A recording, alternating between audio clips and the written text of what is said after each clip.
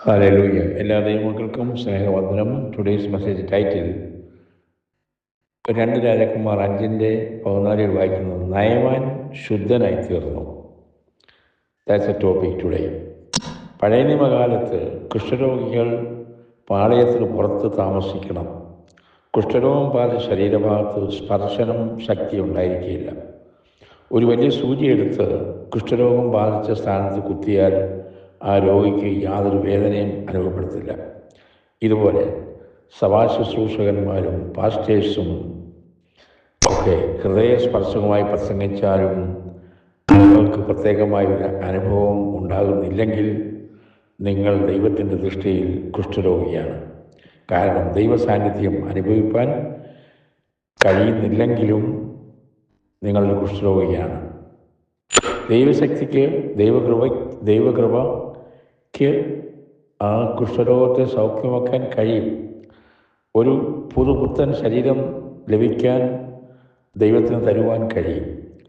ഇവിടെ നമ്മൾ വായിച്ച ഭാഗത്ത് നയമാൻ ദുരഭിമാനിയും ധിക്കാരിയുമായി നയമാൻ യോർദാനിലെ വെള്ളത്തിൽ മുങ്ങിയപ്പോൾ അവനെ പുതിയ ശരീരം ലഭിക്കുന്നു. നിങ്ങൾ ദൈവത്തിൻ്റെ കൃപയിൽ അവൻ്റെ കൃപയുടെ വചനത്തിൽ നിമജ്ജനം ചെയ്യപ്പെടുമ്പോൾ തന്നെയല്ല, പരിശുദ്ധാത്മാവാകുന്ന വെള്ളത്തിലും നിമജ്ജനം ചെയ്യപ്പെടണം. അപ്പോൾ പുതിയ ശരീരം ലഭിക്കും. അപ്പോൾ ദൈവത്തിങ്കിലേക്ക് നാം ദൈവവചനം കേട്ട് നമുക്ക് കുത്തുകൊള്ളുമ്പോൾ, പത്രോസിൻ്റെ പ്രസംഗം കേട്ട് അനേകരുടെ ഹൃദയത്തിൽ കുത്തുകൊണ്ടുവന്ന് വായിക്കുന്നുണ്ട്. പൗലോസിൻ്റെ പ്രസംഗം കേട്ട് അഗ്രിപ്പാ രാജാവും ഇത് കുത്തുകൊള്ളതായിട്ട് നമ്മൾ വായിക്കുന്നുണ്ട്. അതുകൊണ്ട് ദൈവവചനം കേൾക്കുമ്പോൾ അത് ദൈവത്തിങ്കിലേക്ക് നമ്മൾ മടങ്ങി വന്ന് കർത്താവെ അകന്നിരിപ്പാൻ ഞാൻ ആഗ്രഹിക്കുന്നില്ല എന്ന് പറയുക. നിനക്കും ദൈവത്തിനും മധ്യേ അകലം വയ്ക്കുകയാണെങ്കിൽ ആ സ്ഥലം സാത്താൻ കൈവശമാക്കും. അതുകൊണ്ട് യേശുവുമായി കുറ്റബന്ധം ഉണ്ടാകുവാൻ നമ്മൾ ദൈവത്തിൽ നിന്നും അകലെയാണെന്ന് തോന്നുന്നു എങ്കിൽ അതെ, സ്തോത്രം, അതെ, ഇന്ന് തന്നെ നമ്മൾ അത് റെക്ടിഫൈ ചെയ്യുക, കറക്റ്റ് ചെയ്യുക.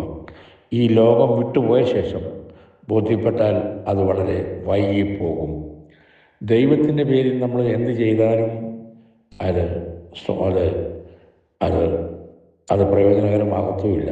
അതുകൊണ്ട് സ്നാനപ്പെടുക. സ്തോത്രം. തീർച്ചയായിട്ടും നയമാൻ ഒരു ദുരഭിമാനിയായിരുന്നു. എന്നാൽ സ്നാനപ്പെട്ട് കഴിഞ്ഞപ്പോൾ ദൈവസന്നിധിയിൽ അവൻ വിശ്വസ്തനായി മാറി. ഈ വചനത്താൽ ദൈവം അനുഗ്രഹിക്കട്ടെ. Thank you. God bless you all.